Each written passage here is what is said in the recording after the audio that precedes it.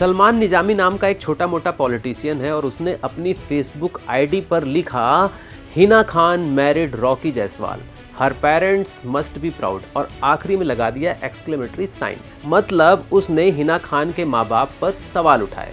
इसके बाद बहुत सारे कमेंट्स उस आईडी पर आने शुरू हुए, हजारों में कमेंट्स, जिसमें ज़्यादातर ने हिना खान की शादी को कहा जिना, तो किसी ने कहा व्यभिचार, तो किसी ने कहा गोमूत्र पीने वाले धर्म में चली गई, तो एक ने हंस कर कहा 3rd स्टेज कैंसर में है, चिंता की कोई बात नहीं, मतलब जल्दी ही मर जाएगी। तो कोई बोला जूतों के मेडल से सम्मानित करो इन लोगों को। ग्लैमर इंडस्ट्री में जहां उगते सूरज को सलाम किया जाता है, वहां कोई शख्स एक ऐसी लड़की से शादी कर रहा है जिसे पता ही नहीं है कि वह लड़की जिंदा भी रहेगी या नहीं, वह मां भी बन पाएगी या नहीं, करियर लगभग खत्म हो चुका है क्योंकि बाल चले गए हैं, ब्रेस्ट हटा दिया जाएगा, ब्यूटी पर फर्क पड़ना ही है। ऐसे में एक वेल सेटल्ड प्रोड्यूसर उस लड़की से महज हमदर्दी नहीं दिखाता बल्कि उससे शादी भी करता है, और हिंदू धर्म में शादी का मतलब होता है 7 जन्म का रिश्ता।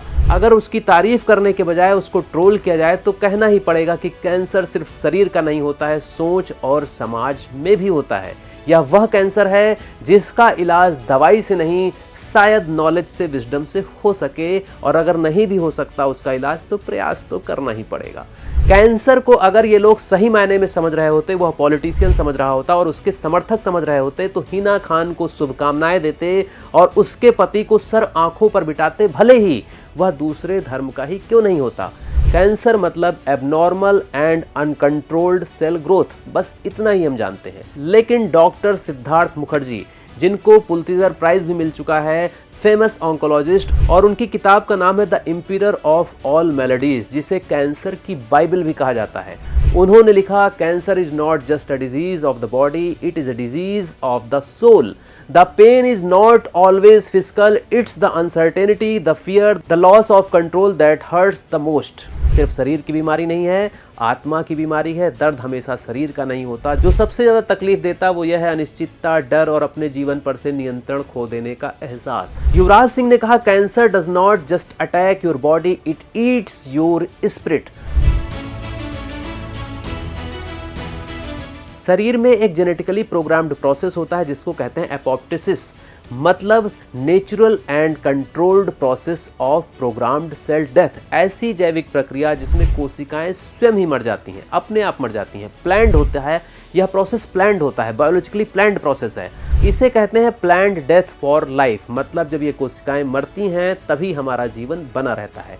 और जब हमारी सेल्स एपोप्टोसिस को बाईपास करने लग जाती हैं, असामान्य रूप से बढ़ने लगती हैं, जैसे कि जॉम्बीज हो वो, मतलब वह खुद तो मरती ही नहीं हैं, साथ ही साथ मल्टीप्लाई होना शुरू हो जाती हैं। इसको ऐसे समझिए कि आपके घर में अचानक ही कुछ लोग घुसते चले जाएं, वो आपका घर घेर लें, आपके घर में खाना खाएं, पानी पिएं, सारी सुविधाओं का उपभोग करें, आपके साथ मारपीट करें, गुंडागर्दी करें। बस यही होता है शरीर के अंदर जब ये कोशिकाएं एपोप्टोसिस को बाईपास करती हैं, एक्सपोनेंशियल ग्रोथ करती हैं, मल्टीपल्स में ग्रोथ करती हैं, 10 टू द पावर में ग्रोथ करती हैं, शरीर की एनर्जी ऑक्सीजन कंज्यूम करती हैं, हेल्दी टिश्यूज को डैमेज करती हैं, नर्व सेल्स को डैमेज करती हैं, पेशेंट कमजोरी और दर्द दोनों से गुजरना शुरू कर देता है।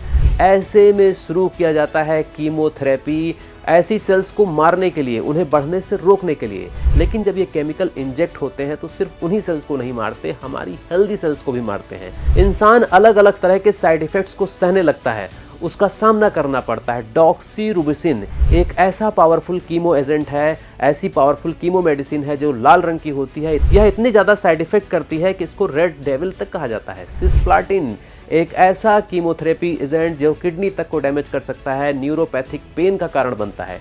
न्यूरोपैथिक पेन मतलब ऐसा दर्द जिसमें सुई जैसी चुभन हो, जलन हो।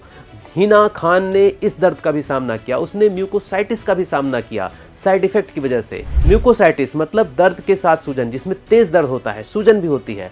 मेरे एक परिचित हैं जिनकी माताजी को ब्रेस्ट कैंसर हुआ है और उन्हें क्रिटिकल मेडिसिन डिपार्टमेंट में सिर्फ कीमो की वजह से एडमिट होना पड़ा, क्योंकि उनका शरीर कीमो के साइड इफेक्ट सही नहीं पा रहा था। उनको ऑक्सीजन सपोर्ट पर रहना पड़ा, सारे कीमो प्रोसेस हो भी नहीं पाए और उनका बीच में ही सर्जरी कराना पड़ा। हो सकता है उन्हें बाद में कीमो देना पड़ जाए। कैंसर कोशिकाएं अगर शरीर के अन्य हिस्सों में फैल जाएं, नए नए अंगों में कैंसर होने लगे, तो इसे कहते हैं मेटास्टेसिस।